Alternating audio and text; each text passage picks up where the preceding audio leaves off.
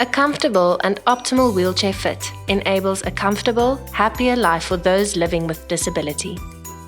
The fitting process involves making custom alterations to a device. This ensures proper fit, posture support, and enables optimal functioning for the wheelchair user. Recommended resources for the fitting are high-density foam, chip foam, EVA foam, a foam cutter, contact glue, a measuring tape, and tools to adjust the device chosen, for example, a set of spanners and Allen keys. Once the device arrives, the person who will be doing the fitting checks that the device has all the correct specifications.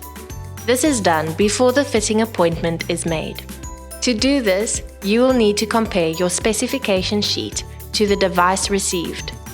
The following should be checked against your specifications: seat width, seat depth, backrest height and type, footrest type, size and adjustability, armrest type and mechanism, center of gravity position, if necessary, and any other specs that were important to your client's seating needs, for example, tilt in space, recline, etc. These safety checks will need to be done. Position and effectiveness of the brakes, presence of any sharp or protruding parts of the device, and tippiness of the wheelchair and whether this changes once weight is added. Check that the seat width of the device matches the hip width of the client. Most wheelchairs do not have an adjustable seat width, so you will not be able to change width once it's specified. The wheelchair needs need to match the hip width of the client as closely as possible without causing any lateral pressure. This is especially important if the pressure risk of the client is high. Should you wish to build up on the sides of the pelvis, then remember to take this into consideration with the specifications of the wheelchair. If you have decided on a wheelchair that is slightly wider than the client's hip width, foam inserts can be fashioned and inserted prior to the fitting. Seat depth adjustments can be made before the fitting. Match the seat depth of the device to the client's most recent seat depth measurements. When interpreting this measurement, please remember to take into account the following: the 2-finger spacing between the cushion and the popliteal fossa, any increase in the femur length as a result of growth, and plans you have to add extra components that will affect the seat depth. For example, a back-to-seat angle wedge. This will need to be added before setting the seat depth. Remember that not all devices come with an adjustable seat depth, and you may need to manually shorten some. The most important measurement to determine the footrest height is the lower leg length. Footrest height can be set before the fitting and adjusted as necessary once the client is sitting in the device. Remember that the cushion height will also affect the height of the footrest, so you will need to subtract the cushion height from the lower leg length to determine the height of the foot hanger. Check that the foot plate or footrest supports the entire foot or feet of the client, or at least most of the length.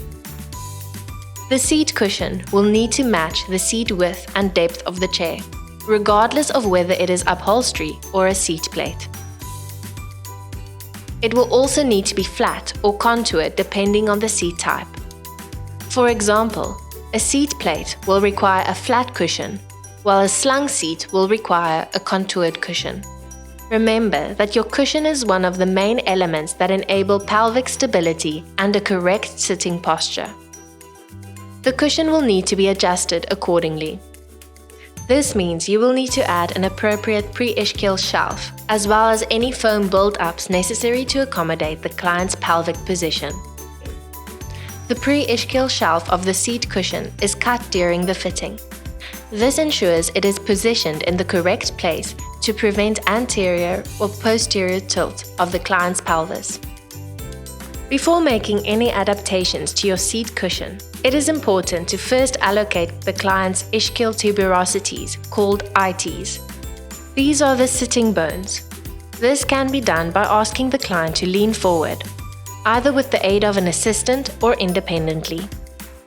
The seating practitioner then feels for the 2 bony prominences located underneath the client's pelvis. Once these have been identified, The assistant transfers the client from the device to the plinth and ensures he or she is comfortable. The seating practitioner marks the region on the seat cushion where the client's ITs were located with the permanent marker. Use a ruler to mark the cushion 2 cm in front of the IT's location. Draw a line which will show where the pre-ischial shelf should start. This is usually 2 to 2.5 cm for children and may be up to 3 cm for adults. Do not cut the high-density foam layer of the seat cushion, as the purpose of this layer is to provide pressure relief. Only the chip foam of a combination cushion, pressure care and posture support cushion should be cut. The pelvic strap provides an anterior force to help stabilize the position of the pelvis. The pelvic strap will need to be adjusted to the client's hip width. To ensure that the pelvic strap is not too tight, the seating practitioner should do a pressure check on the client. This is done once the pelvic strap is in its adjusted position. Run one finger on the inside of the pelvic strap to check that there is a slight gap and no excessive pressure. Adjustments of the back system differs according to the backrest type selected for the client. In this client's case, we are using a rigid back system. This provides full back support and is height adjustable using a 10 mm spanner. The back system also has integrated trunk side supports. These are height and width adjustable. Before transferring the client into the device, slightly loosen the 4 bolts of the back system. Once this is done, the seating practitioner and assistant transfer the client into the device. The assistant provides arm support if the client is unable to sit independently.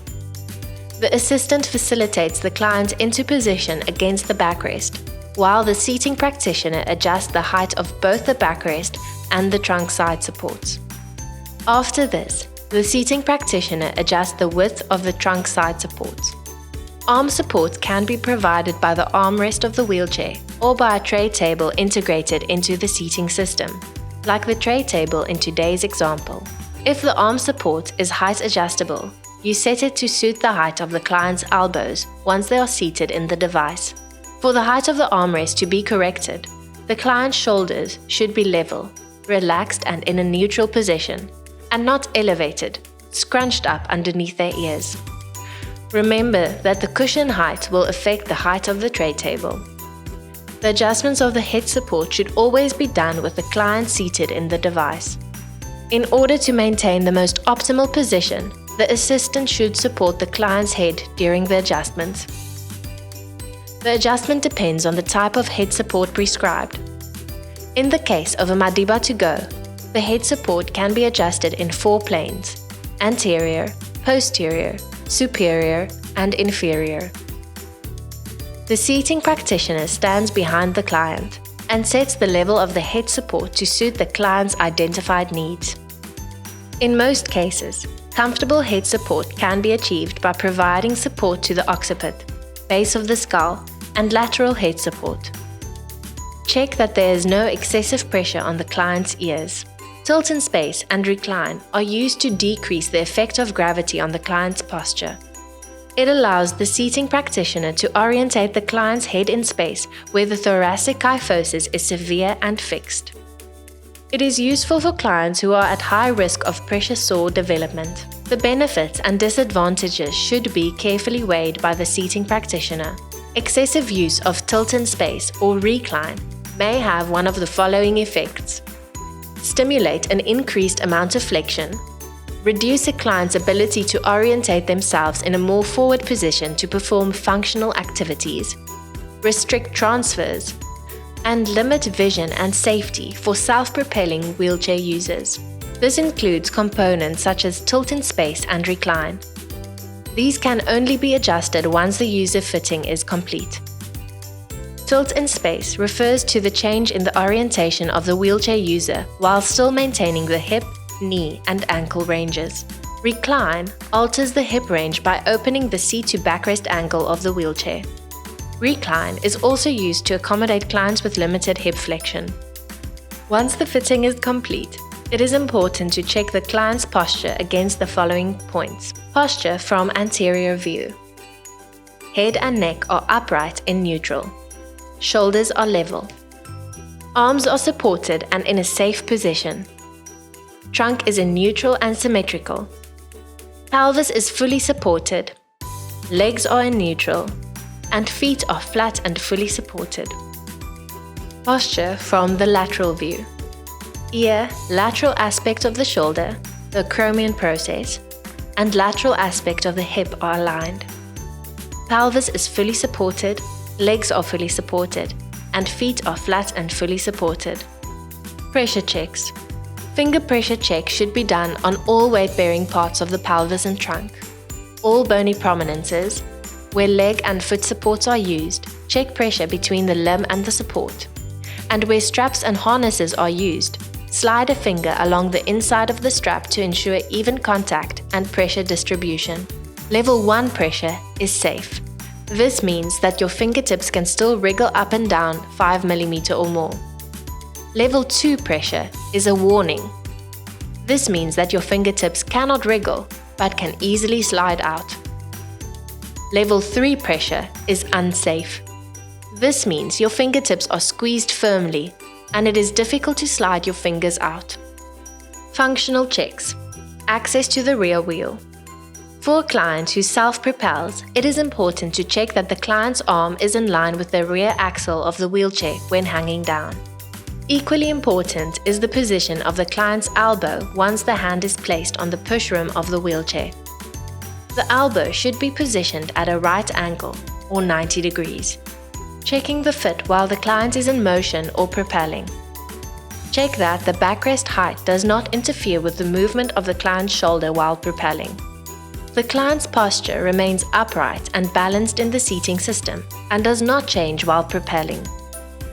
The client's feet remain supported on the footplate while in motion or propelling. And the client is able to lean forward and back while propelling up and down an incline.